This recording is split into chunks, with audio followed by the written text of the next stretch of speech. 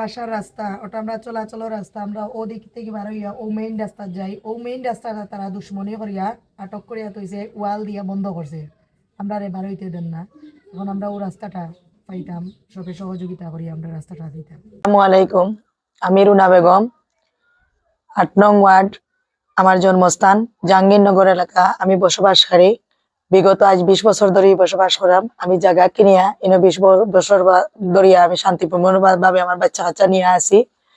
এখন আমার যে চলাচলের যে রাস্তাটা এটা আমি ২০ বছর ধরে ব্যবহার করলাম।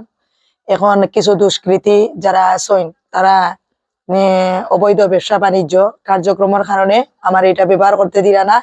তারা স্বার্থের কারণে এটা বন্ধ করে ব্লক করে তৈছেন আমার নির্যাতন অত্যাচার করা। এই বিষয়ে আপনি আইনের কোনো পদক্ষেপ আইনের প্রক্রিয়া আইনের কাছে গেছেন এই বিষয়ে? জি, এই ব্যাপারে আমি প্রথম মুরব্বীর কাছে গেছি।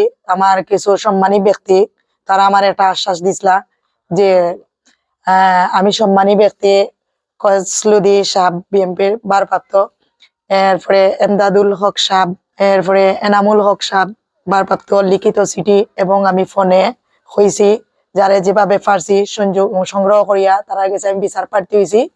বিচার প্রার্থী হওয়ার পরে তারা আমার আশ্বাস দিচ্ছেন এটা দেখিয়া দিরা, কিন্তু আজ 3 দিন যাবত আমি কোনো আশ্বাস পাইলাম না।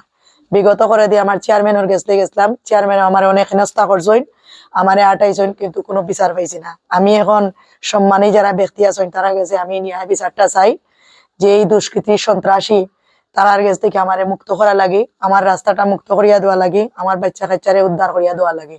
আপনি পুলিশ প্রশাসনের কাছে গেছেন?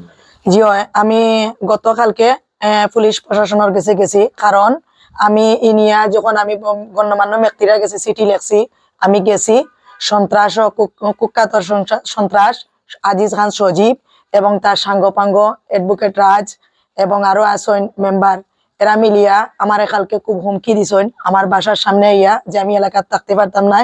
আমার একজন ছেলে আছে প্রাপ্তবয়স্ক, তারে মনে করো আওয়ামী লীগ কইয়া মামলা আমরা তারিবা এবং জেনে পাইবা মাইর দূর করবা। এখন আমার জানন নিরাপত্তার কারণে আমি এয়ারপোর্ট থানাত একটা জিটি করছি।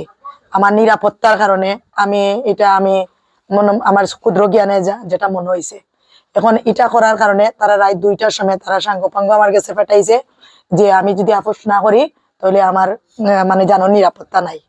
এখন রাত্রে তারা ডাকাত দল দিয়া কিছু লোক দিয়া দুষ্কৃতি টিলার বান খাটিয়া মাটি চাড়িয়া আমার বাড়ি বাইরে দিছে, সকালে পানির ডুবাইলা ছিল আমার বাড়ি মাটি দিয়া।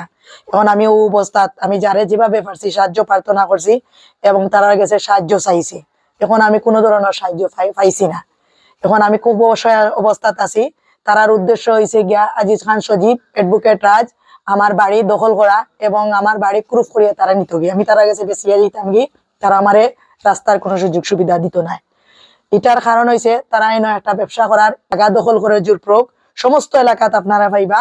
মানুষ বয়ে ডরে বিতইয়া কেউ মুখ খুলেন না, সবে ডরার, কিন্তু আমি তো নিরুপায় আমার বাচ্চা লিয়া এখন আমি মুখ খুলছি। এখন আমারও জানার কোনো নিরাপত্তা নাই, যে কোনো সময় আমার উপরে আক্রমণ হইতে পারে।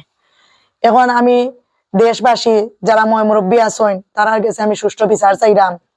আমি যেমন ধরো কাকসলুদি সাহেব এমদাদুল হক সাহেব তারা এটা সুষ্ঠু বিচার করে সরজমিনে স্পট আইতা, আমি ওটাও আশা কামনা করলাম এবং সারা দেশবাসীর কাছে আমার একটু সাপোর্ট দিতা, আমার এখান থেকে উদ্ধার করতে এই সন্ত্রাস পার্টির কাছ থেকে আমি তারা কাছে আহ্বান করলাম।